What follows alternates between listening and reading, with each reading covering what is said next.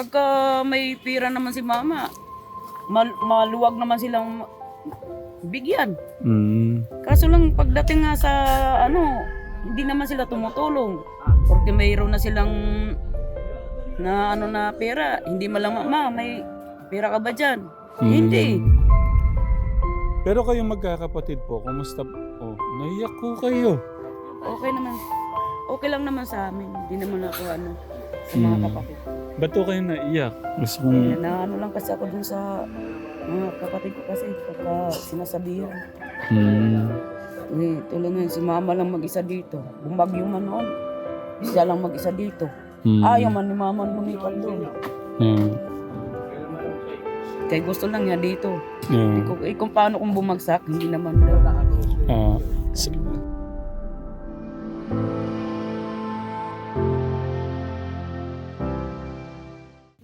Magandang umaga po. Pangalan po niyo? Gina po. Si Ate Gina. Saan kayo galing? Galing pa ako sa taniman ko. Sinabihan lang ako ni Kuya Roger. Anong ginagawa niyo? Ba't ganito yung tuluyan ng... Ay, hindi, biro lang. Biro lang po, biro lang. Yung mga kapatid ko kasi, mga lalaki naman kako, hindi naman lang tumutulong ka. Okay lang po yan. Sabi ko, antayin mo pa baka akong bumagsak yung bahay ni mama. Sabi ko gano'n. Sabi naman, may mga trabaho. Paano naman kako, pwede naman kako, iwanan mo muna yan. Kahit 1 linggo lang kako. Sabi ko. Yung nga pong isang maiyak-iyak si Kuya Joel po ba yun?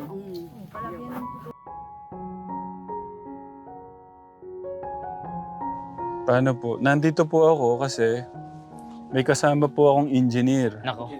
Architect. Labor lang ho, labor.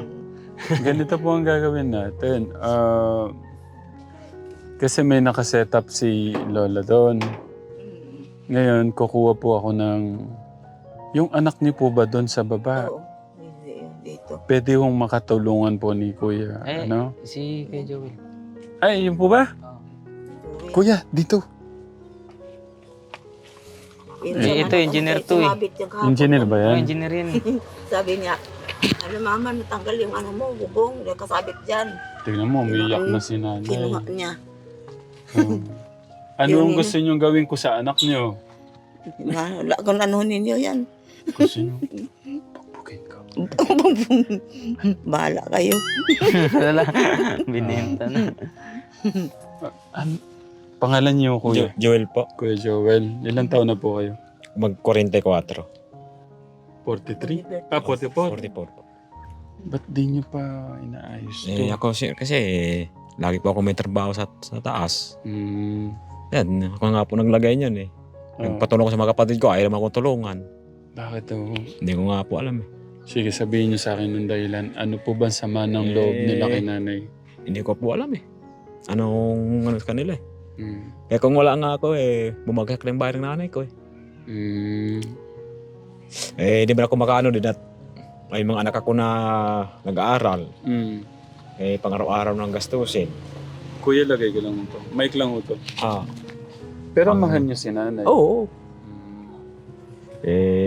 Araw-araw, may trabaho ako. Sabi ko sa nanay ko, ilalaan natin ng araw ng linggo para mayroon kami magkakapatid makatulog dito. Yeah. Magagawa nung bahay niya. Ilan po ba kayo magkakapatid? Ano po kami magkakapatid na lalaki? 3. 3. Opo. Kaya Hindi, sila sa babae. Ako naman naintindihan ko yung mga siyempre baka may mga kanya-kanya na silang pamilya, tapos may mga anak.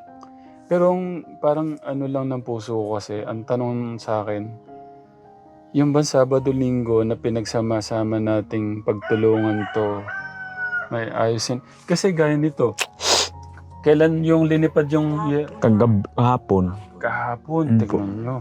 Paano ito tumumba kay nanay? Kaya pinukunan ko na lang nga po yan doon eh. Naligayahan ko na lang. Anong plano natin ngayon? Ano lang, Kuya Joel, ano yung plano ngayon, Kuya Joel?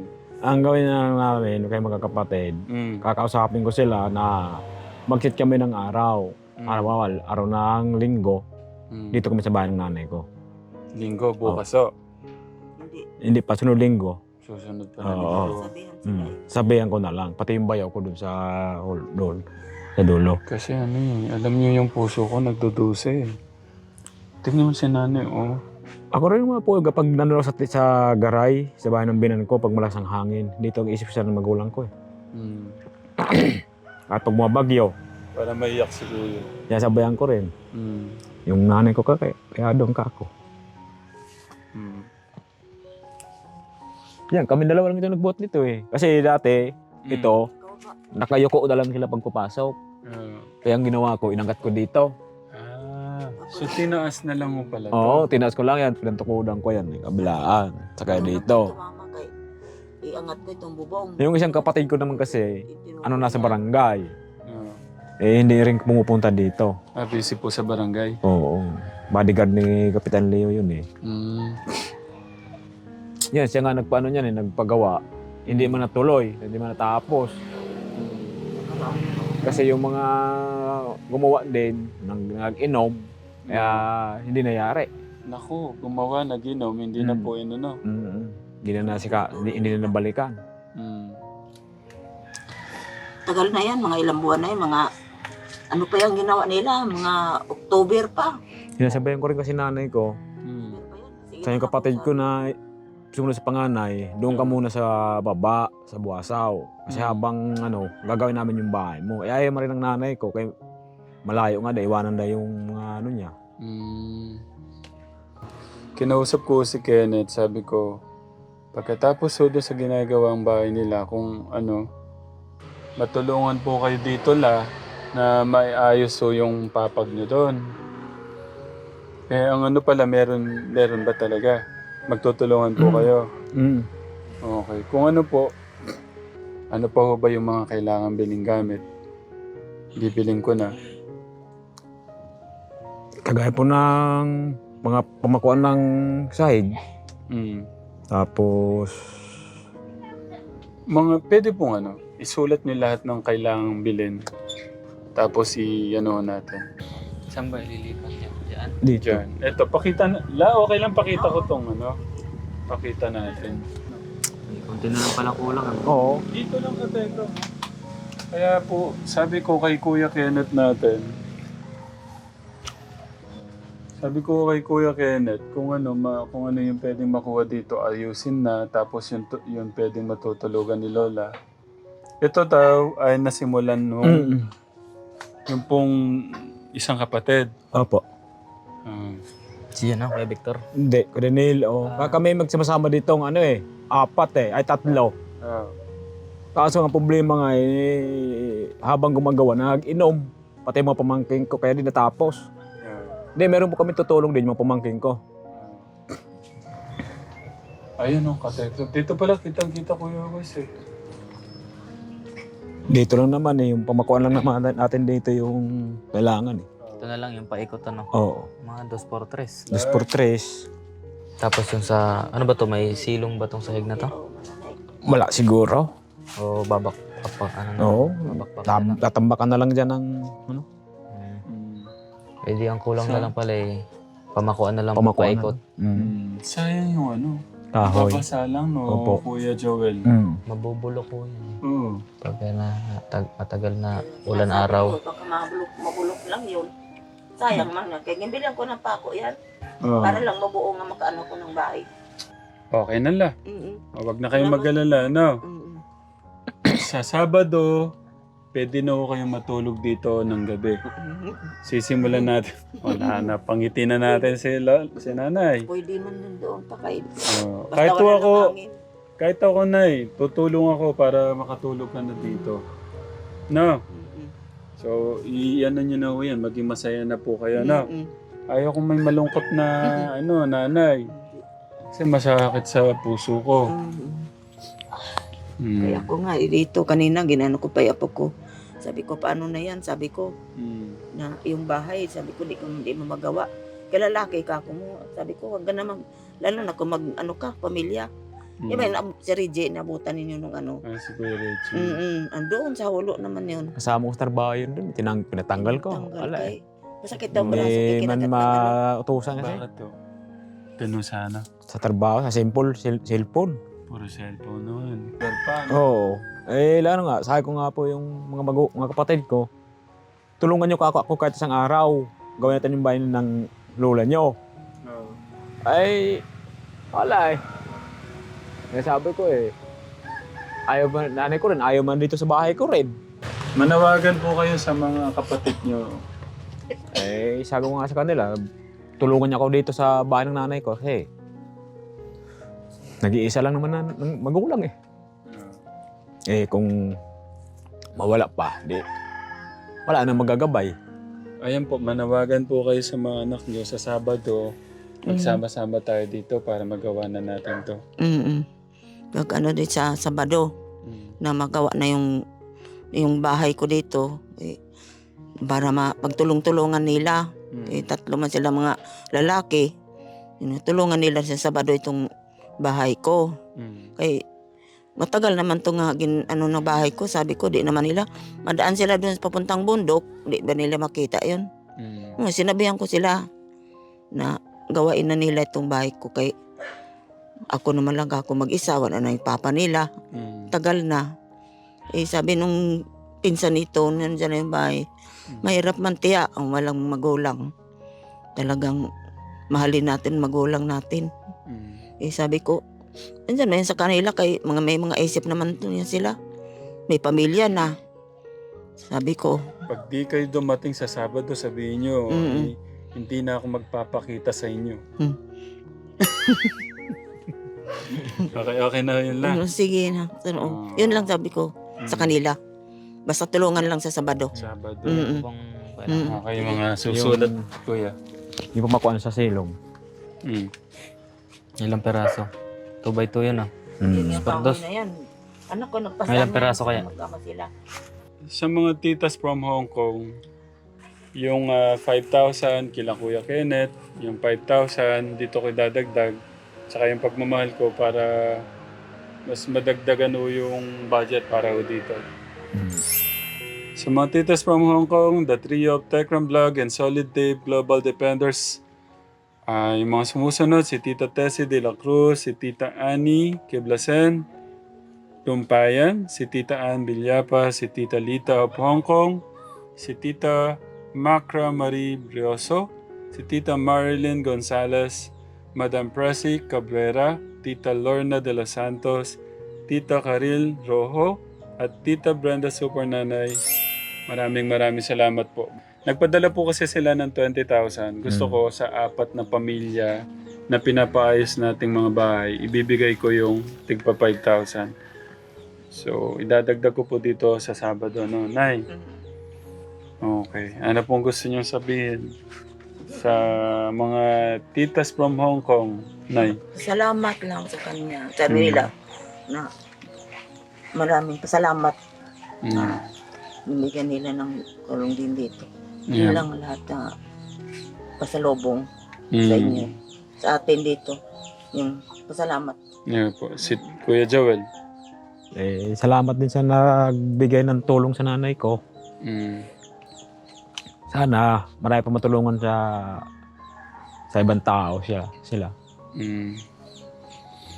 Okay. Paano po? Sabado, pagtutulungan nun namin tula. Huwag na kayong malungkot, no? Ipanatag nyo na yung ano nyo.